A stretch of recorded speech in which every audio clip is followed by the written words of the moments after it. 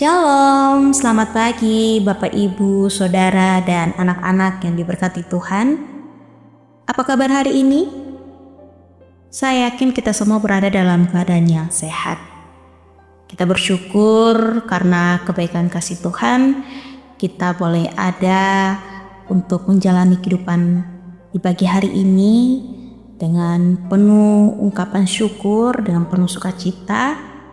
Ya, mungkin saat ini ada yang sedang menikmati kopi di pagi hari ini ataupun yang sedang sarapan ya untuk pergi ke sekolah ataupun pergi ke kantor.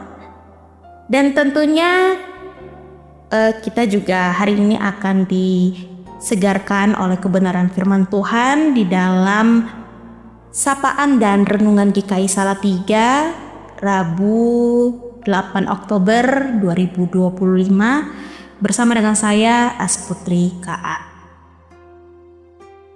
Bapak Ibu, Saudara, dan anak-anak yang diberkati Tuhan, sebelum kita membaca kebenaran firman Tuhan dan merenunginya, mari kita menghadap Tuhan di dalam doa.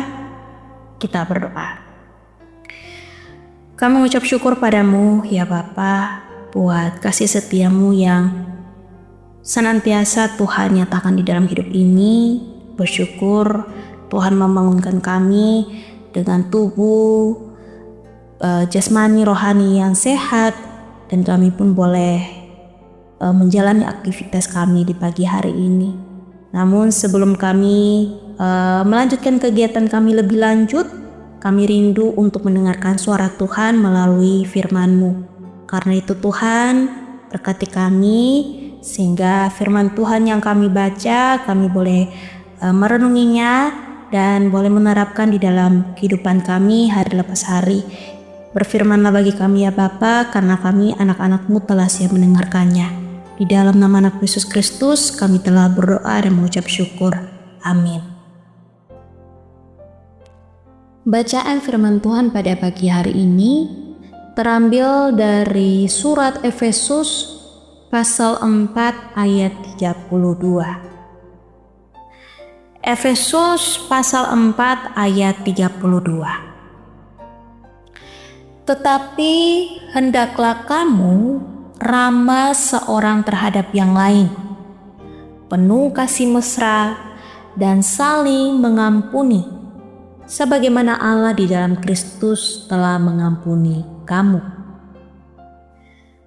Tema yang menjadi perenungan kita saat ini adalah arahkan relasi pada kasih. Bapak, Ibu, Saudara, dan anak-anak yang diberkati Tuhan, ada sebuah pepatah yang berkata demikian.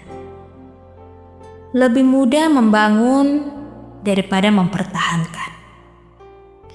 Pepatah ini menggambarkan hubungan atau relasi antar manusia, di mana untuk menjalin relasi dengan orang lain bukan hal yang mudah, tetapi justru lebih mudah untuk menghancurkan relasi tersebut. Kenyataannya memang untuk mempertahankan relasi itu cukup sulit, karena kebanyakan orang hanya mementingkan kepentingan dirinya sendiri. Hal inilah yang sering menjadi awal dari perpecahan. Permasalahan inilah yang menjadi keprihatinan Rasul Paulus terhadap jemaat di Efesus. Relasi di dalam jemaat Efesus ketika itu adalah relasi yang baru terbentuk, sehingga memiliki resiko yang tinggi terhadap munculnya konflik dan perpecahan. Oleh sebab itu, Rasul Paulus menasihati mereka untuk membuang segala rasa sakit hati di antara satu dengan yang lain sebagai umat Tuhan, dengan cara mengingat akan kasih Kristus yang telah diberikan kepada mereka. Harapan Paulus dengan berlandaskan kasih Kristus dapat terbangun keramahan untuk saling merangkul dan saling mengampuni. akhirnya dapat terwujud kehidupan bersama sebagai tubuh Kristus. Bapak, Ibu, Saudara, dan anak-anak yang diberkati Tuhan, hal yang sama juga Tuhan kehendaki di dalam kehidupan kita sehari-hari, terkhususnya di dalam relasi di keluarga kita. Memang ada banyak karakter, watak, dan pemahaman yang berbeda, entah itu ayah, ibu, kakak, adik, kakek, dan nenek, sehingga timbul suatu perselisihan pendapat. Mungkin terjadi perdebatan satu dengan yang lain, bahkan sampai kepada cara diam, keras kepala, tidak mau memaafkan satu dengan yang lain. Ya, memang tidak dapat kita pungkiri bahwa kita memiliki ego masing-masing. Tidak mau mengalah satu dengan yang lain. Namun, kita harus menyadari bahwa salah satu hal yang terindah di dalam kehidupan adalah terjalinnya relasi yang baik antar sesama. Sebab itu, ciptakanlah relasi yang dapat bertahan dan menyatu membentuk ikatan yang menghidupkan. Arahkan hidup ini dengan kasih Kristus. Kasih yang mengajarkan keramahan dan saling memaafkan.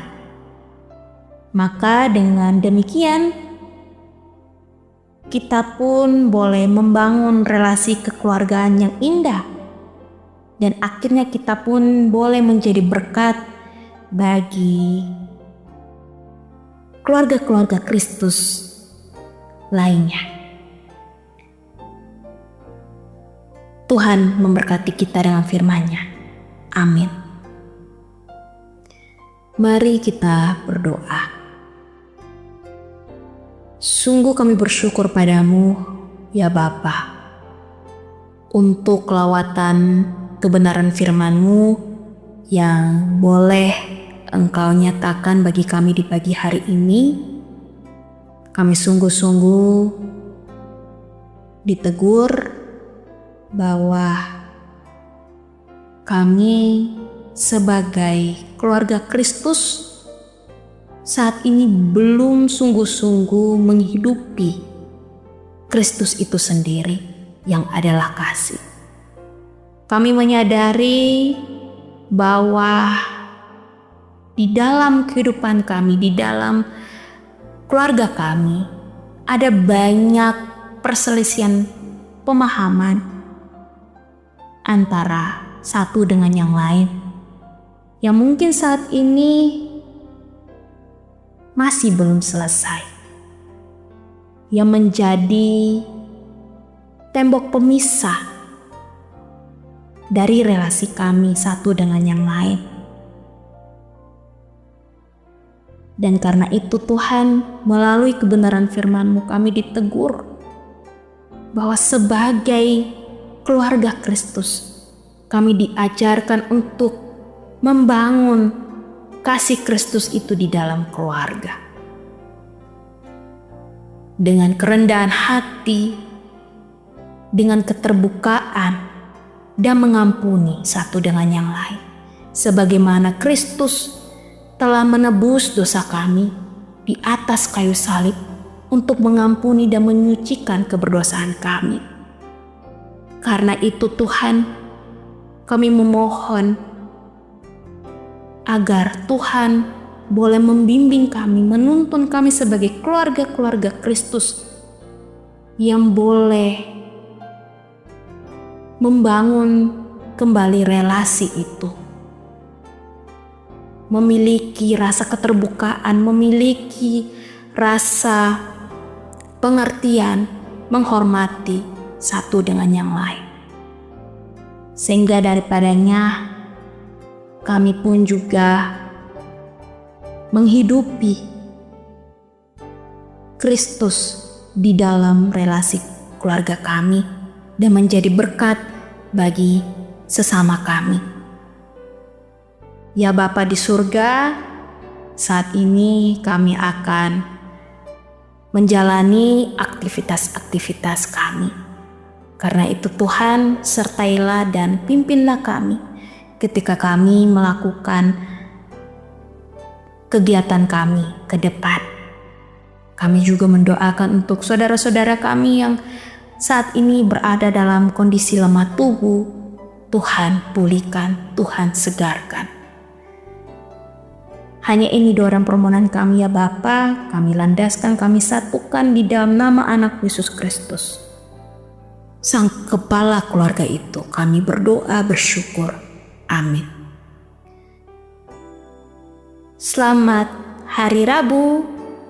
Selamat menjalani aktivitas di pagi hari ini. Tuhan memberkati kita.